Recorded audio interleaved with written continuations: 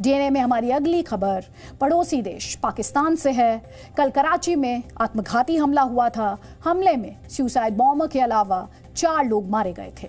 आज उस आत्मघाती हमले का एक नया शॉकिंग वीडियो सामने आया है, जो हमले वाली जगह पर लगे सीसीटीवी में रिकॉर्ड हुआ। इस बॉम्ब ब्लास्ट से पाकिस्तान और चीन के रिश्ते बिगड़ सकते हैं और इसका सीधा नुकसान पाकिस्तान को उठाना पड़ सकता है। यह आत्मघाती हमला पाकिस्तान के लिए कितनी बड़ी मुसीबत बन सकता है, यह डिटेल आज हम आप तक पहुंचाएंगे, लेकिन उससे पहले यह वीडियो देखिए आप।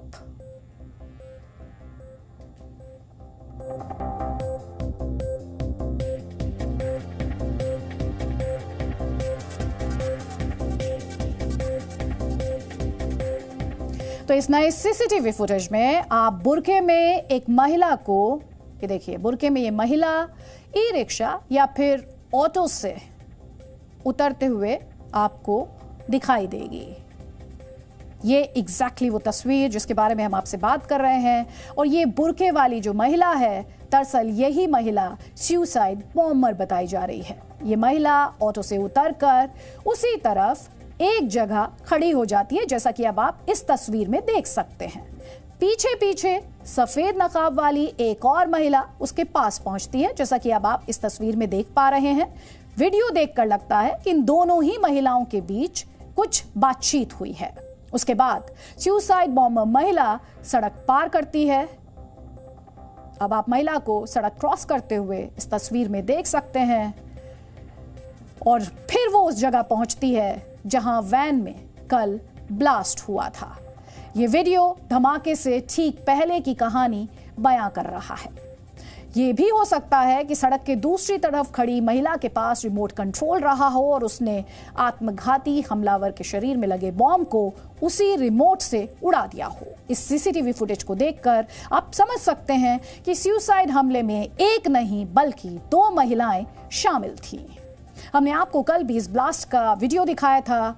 वो इस आज वाले वीडियो की कहानी को एक तरह से पूरा करता है, कंप्लीट करता है। कल वाले वीडियो में आपको याद होगा, आपने देखा था कि महिला मानव बम सड़क के किनारे खड़ी होती है और फिर जैसे ही, देखिए ये वो वीडियो है जो हमने आपको कल दिखाया था। एक महिला आपको सड़क के किनारे खड़ी दिखाई देती है, बैकग्राउंड में वो वैन दिखाई देती है, मिनी बस दिखाई देती है जो उसके पास से गुजरती है और फिर एक्सप्लोजन होती है, जोरदार धमाका होता है। सुसाइड बॉम्बर बनी महिला का नाम शेरी बलोच है। ये हम आपको कल ही बता चुके हैं, लेकिन आज आपको शेरी बलोच के बारे में जरूर जानना चाहिए कि आखिर एक महिला के सामने ऐसी क्या मजबूरी रही जिसके लिए उसने अपना जीवन दांव पर लगा दिया। इस महिला की उम्र 30 साल है। शेरी बलोच इसका नाम है और कहा जाता है कि वो बलूचिस्तान की पहली महिला सुसाइड बॉम्बर है। ऐसा करने वाली वो पाकिस्तान की दूसरी महिला है। आपको याद होगा, इस घटना के बाद बलूचिस्तान लिबरेशन आर्मी यानी BLA ने एक वीडियो जारी कर चाइना और पाकिस्तान को चेतावनी भी दी थी। इससे साफ हो जाता है कि शेरी बलोच BLA का ही हिस्सा थी। तो शेरी बलोच की कहानी की खास बात यह है कि वो पढ़ी लिखी थी। वो बलूचिस्तान के स्कूल में टीचर थी। उसने जूलॉजी में मास्टर्स की डिग्री ली थी। जी हाँ, हम आपको शेरी बलोच के बारे में बता रहे हैं। फिदाइन हमलावर। अभी भी वो बलूचिस्तान के अल्लामा इकबाल ओपन यूनिवर्सिटी से MPhil की पढ़ाई कर रही थी। तो बलूचिस्तान के तुर्बत की रहने वाली शेरी बलोच का एक भरा पूरा परिवार, आपके टीवी स्क्रीन पर अभी हम वो तस्वीर दिखाएंगे जिसमें आप शेरी बलोच के परिवार को देख पाएंगे, जिसमें देखिए वो तस्वीर जिसमें वो अपने पति और दोनों बच्चों के साथ दिखाई दे रही है। पति विक्ट्री साइन बनाते हुए और बच्चों के साथ शेरी बलोच आपको यहाँ दिख रही है, जिसमें एक बेटा और एक बेटी है। शेरी बलोच के पति का नाम हबीतान बशीर बलोच है और वो एक डेंटिस्ट हैं। शेरी बलोच के पिता एक सरकारी कर्मचारी थे, यानी शेरी बलोच एक संभ्रांत और संपन्न परिवार से थी। कराची में हमले के बाद से शेरी बलोच के पति हबीतान अंडरग्राउंड हैं, लेकिन उन्होंने अपनी पत्नी के काम पर गर्व जताया है। उनके द्वारा ट्वीट किया गया है और वो ट्वीट हम आपके सामने पढ़ रहे हैं। शेरी जान के निस्वार्थ काम से वो निशब्द हैं और उन्हें शेरी पर गर्व है। शेरी के पति ने आगे अपने दोनों बच्चों का जिक्र करते हुए लिखा कि महरोज और मीर हसन को सोचकर बहुत गर्व होगा कि उनकी मां कितनी महान थी। उन्होंने आगे लिखा कि शेरी हमेशा उन लोगों की जिंदगी का अहम हिस्सा बनी रहेंगी। लेकिन सवाल यह है कि शेरी बलोच मानव बम क्यों बनी? पाकिस्तानी मीडिया में शेरी बलोच को लेकर तमाम तरह की रिपोर्ट्स हैं, जिनके मुताबिक 2018 में पाकिस्तानी सेना के अभियान के दौरान उसके चचेरे भाई की हत्या कर दी गई थी। उसकी जमीन को चीन के प्रोजेक्ट्स के लिए दे दिया गया था। शायद इसी वजह से शेरी के मन में चीन के खिलाफ गुस्सा था और उसने चीन के लोगों को ले जा रही मिनी बस को निशाना बनाया। इसके अलावा शेरी छात्र जीवन में बलूचिस्तान स्टूडेंट्स ऑर्गेनाइजेशन की सदस्य थी, यानी बलूचिस्तान की आज़ादी के लिए वो काफ़ी पहले से सक्रिय थी। एक भरा पूरा परिवार था, प्रॉपर्ली एजुकेटेड थी और बीएलए का हिस्सा थी, क्योंकि इस हमले की जिम्मेदारी लेने वाला संगठन बीएलए बलूचिस्तान लिबरेशन आर्मी लगातार पाकिस्तान में चीन की दखलंदाजी का विरोध करता रहा है। बीएलए को शिकायत है कि पाकिस्तान की सरकार ने बलूचिस्तान के नेचुरल रिसोर्सेज यानी प्राकृतिक संसाधन चीन के हाथों बेच दिए, जिसका नुकसान बलूचिस्तान की जनता को हो रहा है। बलूचिस्तान के लोगों का मानना है कि पाकिस्तान ने उनका सम्मान और अस्तित्व दोनों ही चीन के हाथों बेच दिए हैं। जो हालात हो चुके हैं भाई, ये एक लड़की की ये तस्वीरें यहाँ स्पष्ट करते हुए कल जो एक्सप्लोजन हुई थी और मिनी बस जो उसकी चपेट में आई थी उसकी तस्वीरें आप देख रहे थे। लेकिन हम आपको ये भी बता रहे हैं कि इस हमले को अंजाम देने वाली शेरी बलोच के भीतर पाकिस्तान और चीन को लेकर जो गुस्सा था, आखिरकार वो क्यों था? शायद ये गुस्सा ही था कि मंगलवार को कराची यूनिवर्सिटी के बाहर दुनिया ने इस गुस्से को ब्लास्ट की शक्ल में देखा, जिसकी तस्वीर आपने अभी थोड़ी देर पहले अपने स्क्रीन पर भी देखी। चीन के नागरिकों को निशाना बनाने के लिए शेरी बलोच 2 साल से तैयारी कर रही थी। पाकिस्तान की मीडिया के मुताबिक शेरी बीएलए यानी बलूचिस्तान लिबरेशन आर्मी की मजीद ब्रिगेड में 2 साल पहले ही शामिल हुई थी। उसने खुद खतरनाक मजीद ब्रिगेड का हिस्सा बनने और आत्मघाती दस्ते में शामिल होने की पेशकश की थी। इस पर बीएलए ने शेरी से अपने फैसले पर फिर से विचार करने को कहा था। उसे उसके दोनों बच्चों के बारे में सोचने के लिए भी कहा गया था। उसे यह भी कहा गया कि अपने फैसले से पहले उसे अपने परिवार का अच्छा बुरा भी एक बार सोच लेना चाहिए। लेकिन शेरी अपने फैसले पर कायम रही। उसने तय किया कि वो मजीद ब्रिगेड के आत्मघाती मिशन का हिस्सा बनेगी और फैसले से पीछे नहीं हटेगी। आपके सामने बार बार मजीद ब्रिगेड का नाम आ रहा है, तो अब आपको इस मजीद ब्रिगेड के बारे में भी और डिटेल्स देते हैं। ये मजीद ब्रिगेड बलूचिस्तान लिबरेशन आर्मी की एक स्पेशल विंग है। इसकी जानकारी हम आपको दे चुके हैं। इस विंग को खास तौर पर आत्मघाती हमलों के लिए ही तैयार किया गया है। इसमें शामिल होने वालों को कठिन ट्रेनिंग लेनी होती है। आमतौर पर बीएलए की बाकी टीम हमला करके गायब होने के लिए ट्रेन की जाती है, लेकिन मजीद ब्रिगेड का उद्देश्य खुद को समाप्त कर दुश्मन को कड़ा संदेश देना है।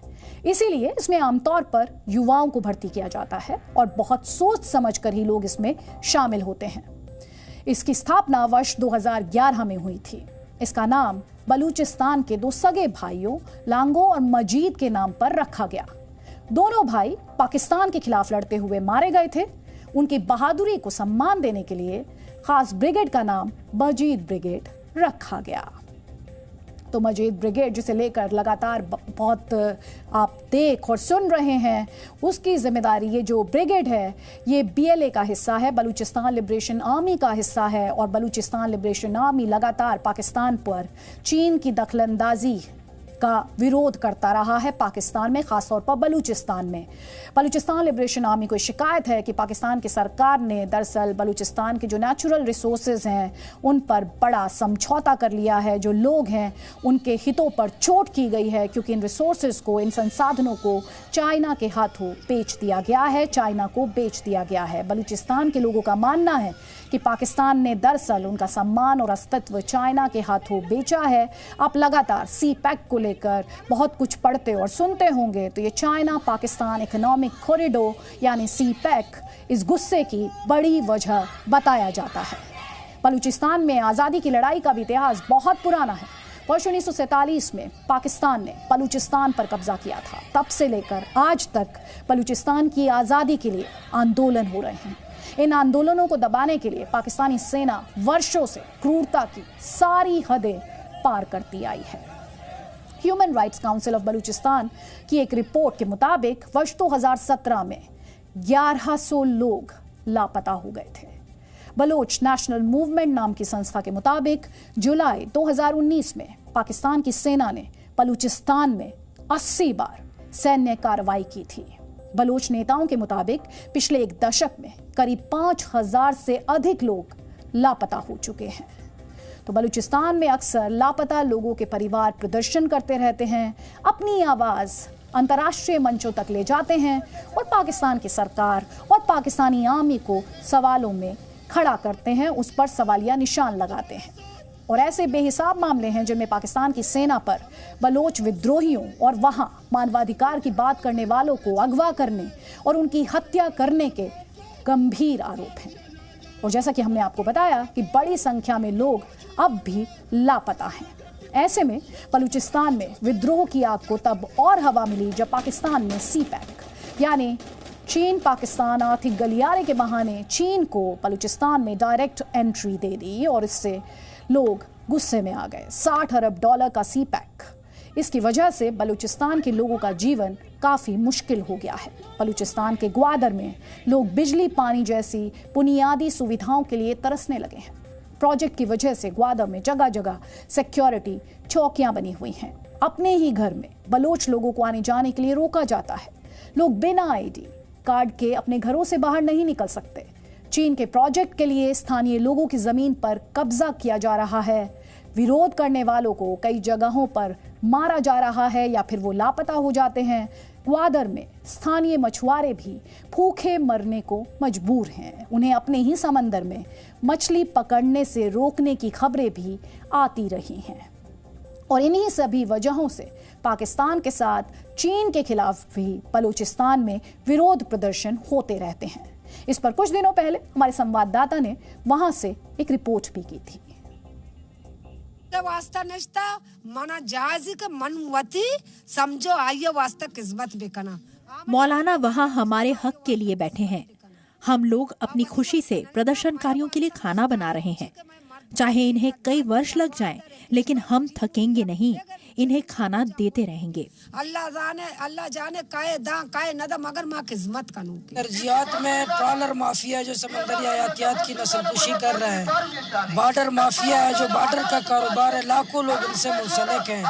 इसी तरह मंशियात के अड्डे हैं, हजारों की तादाद में। हमारे 10 लाख नौजवान मंशियात में लथपथ हैं। और इसी तरह चेक पोस्टों में जो आवाम की तजलील है हमारी पार्टी में। और ये इंशाल्लाह इसके मुताबिक के लिए जब तक इन पे ग्राउंड पे अमल दरामद नहीं होगा, हमारा एहतजाज खत्म नहीं होगा। तो आप खुद देख और सुन रहे हैं कि किस तरह पाकिस्तान और चाइना को लेकर लोगों के मन में आक्रोश है। और इन सब के बीच बलूचिस्तान लिबरेशन आर्मी के कमांडर ने इस हमले की जिम्मेदारी लेते हुए धमकी दी है कि चीन को बलूचिस्तान से नहीं निकाला गया तो अंजाम बुरा होगा। The motive of our attack was very clear. It was a simple and clear message to China and Pakistan to withdraw immediately from Balochistan. We once again make it clear that Gwadar and the rest of Balochistan belong to Baloch.